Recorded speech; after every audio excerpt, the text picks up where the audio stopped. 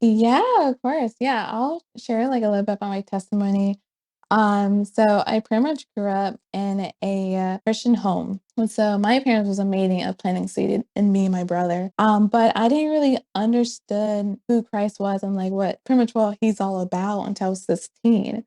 So I gave my life to Christ. And since then, I was like speaking at church functions. And I remember in high school, I was the president of a prayer club group at in veterans in Georgia. And since then, I was just on fire for the Lord. But once I went to college, is kind of when my faith got like really tested. So my first year of college was actually pretty good until my dad actually lost his job. So the second year of college, I went to community college. And that's when I kind of surrounded myself with a community who loves to party and drink. And for me, who didn't have any friends at that time, that's who literally was my community. So I really started to walk away from Christ, and everything I thought biblically was being transformed into what society wants me to believe. So my third year, I went back to Liberty University, and so the thing about Liberty, you can't party. You can get suspended or expelled at Liberty.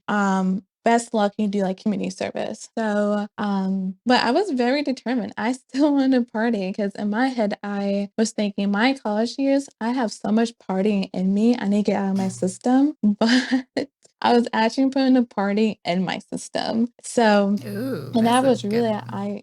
yeah, that was an eye opener once I left that community. But yeah, so I was very determined, and a lot of things that I experienced and things I seen in the party scenes and like me, I was still a part of. It was a lot. It was a lot of things that was happening. And then one day I got really, really hurt by a guy. And I remember I was in my apartment, and I asked God, like, can I come home? Because it was so much that I was experiencing that I shouldn't.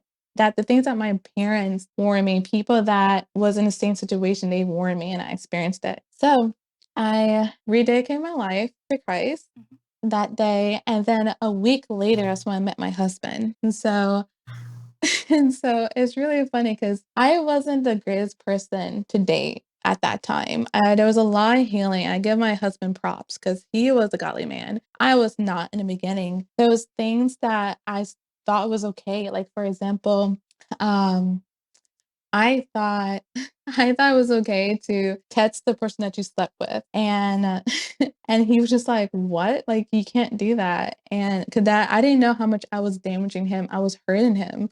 And to me, I was like, "You have to chill. Like this is normal." I remember I dated guys. They would watch porn, and I was like, "I don't like you to do that." And it was like, "Well, you want me to cheat on you instead? Like this will help me not to cheat." And in my head, I'm thinking like, "Oh, that is better." So, Oh man. but that's yeah, literally. Like, I was like, why did I let this happen? So why was I with that guy? But I thought it was okay, and I thought that was normal. Everybody talked about it. And so, but he reassured me all the stuff that I thought biblically. He was like, I want that back in you. I want you to be who God wants you to be, like created you to be. And I was slowly getting there. I was slowly getting back to that. And I would say my walk really began when I was 21. So I would say I graduated from Liberty University in a degree in social media. I really loved it, enjoyed it. I moved to Richmond.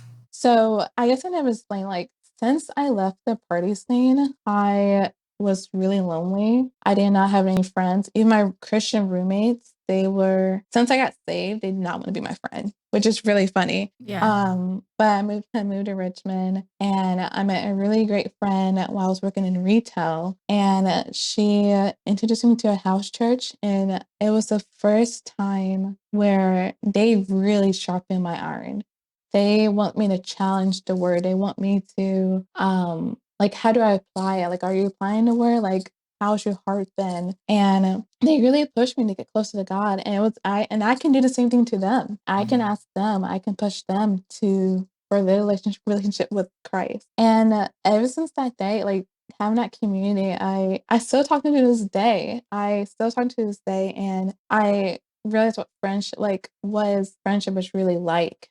and my husband, he got a job in Raleigh, so that's where I am right now. I'm in Raleigh, North Carolina. Yeah, I'm going there tomorrow.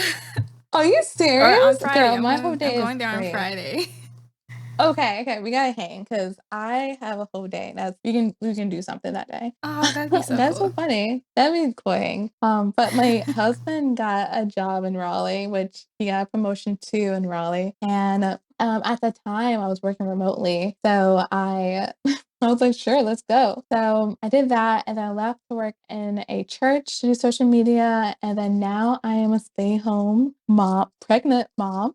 Mhm. And so, and it's been right now, I'm just seeing how much God has been providing. And it's really cool to see the works, the seeing the promise unveiling. So it's been really good.